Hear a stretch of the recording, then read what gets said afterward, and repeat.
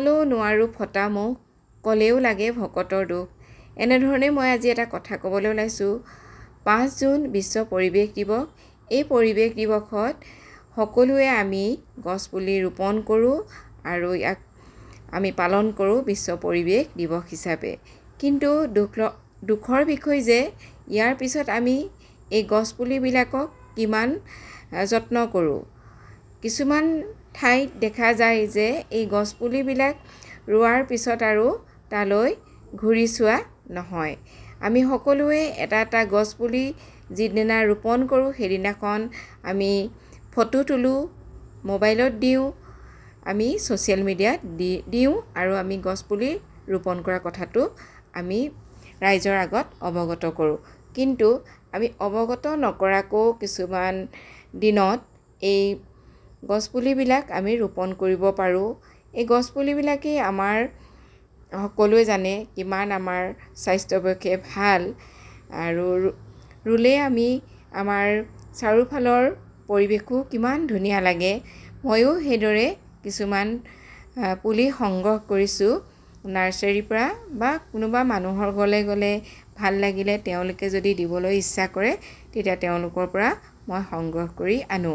আৰু মোৰ এখন সৰু বাগিচা, ইয়াতে মই বিভিন্ন ধৰণৰ গছ পুলি ৰাখিছোঁ আৰু এনেকৈ যিমানখিনি যতন কৰিব পাৰোঁ যতন কৰি ৰাখিছোঁ। ভাল লাগে গছপুলিয়ে আমাৰ যিহেতু আমাৰ পৰিৱেশটো ধুনীয়া কৰি পেলায় আৰু আমাৰ ঘৰখনো বা আমাৰ স্কুল কলেজ য'তেই নহওক, অফিচত হওক বৰ এটা ধুনীয়া পৰিৱেশ দিয়ে। আৰু তুলসী গছো মোৰ ওচৰত যথেষ্টখিনিয়ে আছে। তুলসী গছে আমাক কেনেদৰে সহায় কৰে আপোনালোকক নকলেও হ'ব, সকলোৰে জ্ঞাত। মই মোৰ বাগিচাখনত আজি আপোনালোকক দেখাইছোঁ, কেনেকুৱা পায় ক'বচোন। ইয়াত বিভিন্ন ধৰণৰ সৰু সৰু ফুল গছ আছে, পাতফুল আছে আৰু এয়া নয়নতৰা আপোনালোকে সকলোৱে চিনি পায়েই। কি বেমাৰত লাগে সেয়াও জানে, মই নকলেও হ'ব। এনেদৰে যদি আমি অকল বিশ্ব পৰিৱেশ দিৱসৰ দিনাই পুলি এটা নৰুই আমি যদি প্ৰত্যেক দিনাই আমি ৰাস্তাৰ কাষতো কিছুমান ফুলৰ পুলি আমি দেখিবলৈ পাওঁ, সেইখিনিও যদি আমি সংগ্ৰহ কৰি আনি এটা ভাল জেগাত আমি এনেকৈ ৰোপণ কৰিব পাৰোঁ, নিশ্চয় আমাৰ পৰিৱেশটো ভাল হ'ব, নহয় জানো? মই আপোনালোকক এইখিনি কৈছোঁ, মই কোনো জ্ঞান দিবৰ কাৰণে কোৱা নাই, কিন্তু বিশ্ব পৰিৱেশ দিৱসৰ পিছত যিখিনি গছপুলি ৰোৱা হয় তাক মানে যত্ন লোৱা দেখা নাযায়। এয়া চাওকচোন, মই মধুৰি পুলি লগাইছোঁ, এয়া মধুৰি লাগিছেই। ভাল লাগে যেতিয়া মোৰ এখন সৰু স্কুল আছে, যেতিয়া স্কুলৰ ল'ৰা ছোৱালীবিলাকে ইয়াৰ ছিঙি ছিঙি খায়, বৰ মনটো ভাল লাগে নিজেই ৰোপণ কৰে। কিন্তু তাহাঁতি যেতিয়া কলিতে নষ্ট কৰে তেতিয়া আকৌ মই তাহাঁতক অকণমান শাসনত ৰাখোঁ। এয়া মই আৰু কিছুমান পুলি দেখাইছোঁ, চাওকচোন কেনেকুৱা লাগিছে। যিমানখিনি ভালকৈ ৰাখিব লাগিছিলে হয়তো পৰা নাই, তথাপি যত্ন কৰিছোঁ। বিভিন্ন ধৰণৰ গছপুলি মই ৰাখিছোঁ। এয়া স্কুলৰ ল'ৰা ছোৱালীবিলাকে বিশ্ব পৰিৱেশ দিৱসৰ দিনা অনা, মই এইবিলাককো পানী দুনি দি আছোঁ। আপোনালোকৰ স্কুল, অফিচ বা কলেজ য'তেই নহওক, এনেকৈ যদি ল'ৰা ছোৱালীয়ে গছপুলি আনিছে বিশ্ব পৰিৱেশ দিৱসৰ দিনা, তাৰপিছত আপোনালোকে এই ল'ৰা ছোৱালীখিনি হতুৱাই হয়তো পানী ইয়াত দিয়াব পাৰে বা চাৰু কাষটোৰ তলত বন গজিছে নেকি সেইখিনিও কথালৈও লক্ষ্য ৰাখিব লাগে। মই এতিয়া আপোনালোকক দেখুৱাম, মই এটা ডালিম, মই 3জোপা ডালিম লগাইছোঁ, তাৰে এজোপাত কলি দিছে। দেখি মনটো বৰ ভাল লাগিছে। আজি 3 বছৰমানৰ আগৰ পৰা কলি দি আছে, কিন্তু কলিখিনি মানে ধৰি ৰাখিব পৰা নাই। এতিয়া মই আপোনালোকক দেখাম। এই ডালিমজোপাৰ 3টামান কলি ৰৈছে, এয়া দেখিছে নহয়, এইকেইটা দেখি মনটো বৰ ভাল লাগিছে।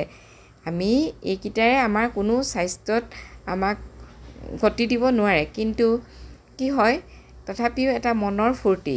এয়া মোৰ নেমু গছ, এয়া দুপৰ টেঙা, তুলসী আৰু বিভিন্ন ধৰণৰ মই গছ এনেধৰণে সংগ্ৰহ কৰি আনিছোঁ। গোটেইখিনি মই কিনা নহয় দেই, মই লগৰ ছোৱালী বা এনেকৈ মানুহৰ ঘৰলৈ গ'লে মই নিজৰ ফালৰ পৰাও দিওঁ আৰু তেওঁলোকৰ পৰাও মই আনো। কেনেকুৱা লাগিছে মোৰ এই ভিডিঅ'টো চাই আপোনালোকে ক'বচোন। ফুল এপাহ ফুলিলে মনটো বৰ ভাল লাগে। ৰাতিপুৱা গধূলি যেতিয়া আমি ফুলবিলাকৰ মাজত নিজকেই ৰাখিব পাৰোঁ, এজোপা ফুল চাই মনটো বৰ ভাল লাগে। এয়াও দেখিছে অপৰাজিতা,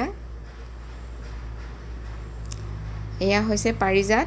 মোৰ ওচৰত অপৰাজিতাও আছে, বেঙুনীয়াটো আছে, ভাল লাগে। এয়া লাকি বেম্বো, কচুপাতো আছে, সৰ্পনাগো আছে। মানে য'ত যেনেকৈ পাওঁ সংগ্ৰহটো কৰোঁ।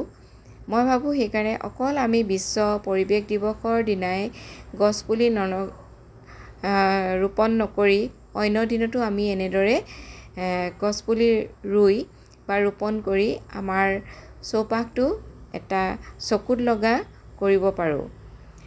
এয়া মই জবা ফুলো লগাইছোঁ। মানে য'ত যি পাওঁ আৰু তেনেকৈ মই সংগ্ৰহ কৰি আনো। কাৰোবাৰ ঘৰলৈ গ'লে, নহ'লে পাৰিজাতলৈ যাওঁ, পাৰিজাত নাৰ্চাৰীলৈ গৈ এনেদৰে মই সংগ্ৰহ কৰি আনো। মোৰ ফুলবিলাক বা মোৰ এই পাত ফুলবিলাক দেখি আপোনালোকৰ কেনেকুৱা লাগিছে জনাবচোন। মই যিমানখিনি পাৰোঁ সংগ্ৰহ কৰি আনিছোঁ।